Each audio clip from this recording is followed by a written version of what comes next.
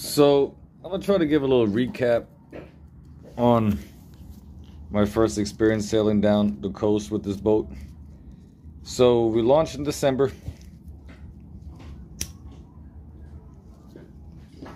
And I hung out in the seawall in Pensacola for a little bit, I think 2-3 months, until I had the rigging done and all that. And me and my friend, we moved the boat over.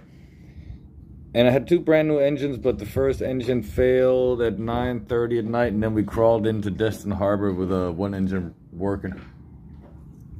I'm gonna sum this up real quick. Spent 3 months in Destin fixing the engines and enjoying my time. Great place, lovely people, met good friends there. Good people, good people. If you're ever out there, go sailing with Pam Kane on Nice Try Catamaran. Nice Try Trimaran, my bad. She has an extra hull. But, so from there, 3 months later, made another hop over to Panama City, where I met the crew, Greg, old time sailor, lifelong of experience sailing. Very fortunate to find him. And so we left Panama City, and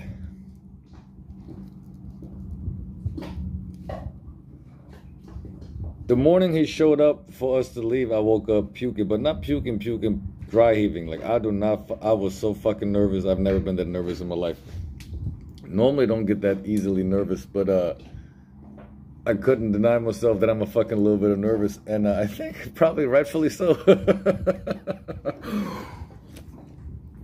So we left Panama City, head over to Apalachicola. I was like, let's get a good night's sleep in Port Joe, go inside the intercoastal. And we ran into a couple of thunderstorms, but nothing too drastic. We anchored out on Government's Pass in Apalachicola for one night and wanted to leave next morning. The morning we wake up, turn on the VHF radio, nothing but marine warnings. I'm on the radio, on the radar, checking shit out, and there's thunderstorms everywhere, but Greg was like, all this shit's gonna disappear, let's go. So we left, aiming for a little south of Tampa. That night was one of the craziest nights I ever had in my fucking life. Daytime was okay, was normal. We saw some systems on the horizons around us, but nothing was too bad. He was right, weather cleared up. But then at nighttime, there were so many systems around us. And systems, I mean thunderstorms and rain systems, where you could see on the horizon because you got that big view. And I have never, all night long, full moon, it was a miracle. We sailed through so many systems, didn't get hit by a single damn one. I could almost become a religious man. I am telling you, one of them looked straight up like the fucking devil. Couldn't outsail her, and we got hit by that one as soon as it touched us. It just dissolved. It was unfucking believable. So we made it to Clearwater. I chickened out and I was like, shit, let's go to Clearwater. Get a good night's sleep. And because Greg was ready to sail nonstop to Belize. So Clearwater,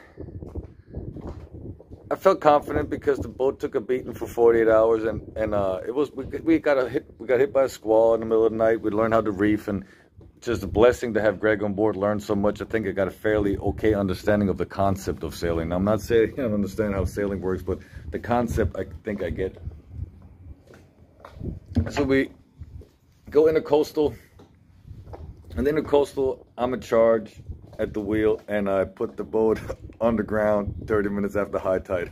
Before sea tow came, it fell 1 foot, and we got stuck there for 24 hours. The boat actually came out all the way out the water, which was really handy because I could walk underneath it and check out some shit, and saw some things needed repair. Some bolts came loose on the engines that were holding up the engine, so that actually kind of worked out fine. So all in all, we had a great time. A friend of mine, Kirby, big shout out to him. He brought us a gallon of rum and some fruit juices, and we had a jolly night. Next morning, we get towed off at 4 o'clock in the morning, and everything good. We're like, all right, let's go out. We're heading for the Keys. We go out the pass. There's a big system behind us, and we're like, oh, fuck, not another one. A big one of the bigger ones. And it looked fine. We were checking the radar. We were like, all right, it's going to pass us north, and we're going to keep hitting south.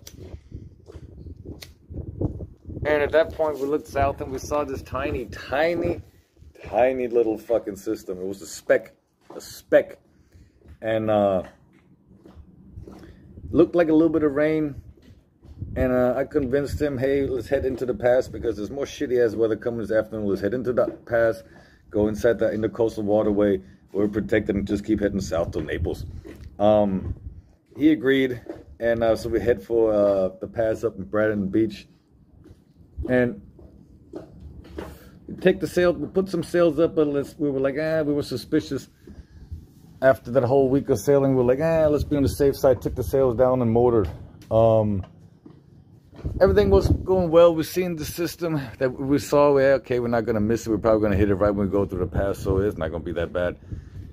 A mile, 2 miles off the pass, Greg just points at the horizon, and you see just a line in the water, and we had about 30 seconds before that line hit us. And in the words of Greg, who's been sailing basically nonstop the last 55 fucking years, he has never seen that many lightning in his life. Lightning came from up to the bottom, sideways, left and right. It was just fucking everywhere. It was so, we couldn't see shit. Visibility was 0. And the autopilot couldn't hold up anymore with the wind and the waves, so I had to take over the helm. And as long as I kept it on course, it was fairly comfortable. It's a really seaworthy boat, according to Greg, and he knows these boats better than me. I'm still scared shitless about every crack and squeak I hear. But we couldn't see anything, and it was like sailing into a glass ball of lightning, you know, what these magicians have. It was unfucking real. Lightning was hitting everywhere, near us, 100 feet off of us, 500 feet off of us, just everywhere. And eventually, it hit us. And as it hit us, it threw me 4 feet away. Like, I was at the wheel here. It was like getting drop kicked into the chest. I was holding both hands on there, and I flew all the way down here. Greg was sitting right here. And the interesting part is how well we functioned. Like, as soon as I was on the ground, he's like, "You're okay?" And I'm like, my head's ringing. I hear my head's just ringing as if I got knocked out. And I thought I was okay. Well, I was okay. I was like, yeah, I think I'm okay. And we got up. We immediately realized engine failure, VHF radio failure, all the systems down. We were 2 miles off the coast, so I'm like, what do we do next? He's like, anchor. Ran over to the anchor. Anchor didn't work either. Thank God I read the manual, how to manually overwrite in case a scenario like this happens. I can only tell you, read those manuals. It might come in handy. We dropped that 72 Rockna, and that boat did not move an inch. Another thing that's very handy, a lot of system fried on this boat, almost everything fried, but not everything fried. I had a VHF handheld backup radio on me, off, and that did not fry. So I got on the radio, contacted the Coast Guard. They contacted CATAMARAN as they were coming out. By the time they came out to us, it probably took like 40 minutes. During that time, we were just sitting there riding shit out, putting on all the gear we possibly had. And that anchor is just such a fucking good-ass anchor. We didn't go anywhere. By the time the Coast Guard arrived, was like 40 minutes later. The weather calmed down significantly. It was a 30-minute show, then it was over. But there was another system coming in right after, so we decided to get towed in and not risk it. One engine was still starting, but was making a horrible beeping sound, and the other one was just completely dead. So we decided to get towed in, which was the right decision, because 30 minutes later, the next system moved in and lasted for 5 hours. Yeah. It was quite a... After we got hit, we rented a car and went to Key West because we had some friends there we wanted to meet. It was a great time down there, but it was basically get hit by lightning, boom, boom, car, boom, boom, boom, 4 days of action. Then when I got back on the boat, I tell you, I sat down on the boat and I was like, rolled up a big fat one. I was like, holy fuck. Like, I don't know about most people making this sailing shit look easy, but I'm fucking crawling and clawing myself down this coast. It took me 6 months, but it scares the shit out of me. But I also found something out there that I can build on. And it's just a good-ass lifestyle, man. Getting yourself fucking scared shitless here and there is just a fucking handy thing to do, man. Put shit into perspective. And the way you enjoy when you have like a good day, then when there's sunshine, not another thunderstorm coming through, is just a wonderful, wonderful thing, man. I love this lifestyle. It's fucking crazy. One hell of a ride that I'm enjoying even in the bad moments, so I guess that's the right life for me. Yeah, but that was the shit in a nutshell. a couple thoughts in retrospect is we should have turned off more electric things on board. I turned off the fridge, but to be honest, the fridge got fried anyway. It was completely disconnected, got fried.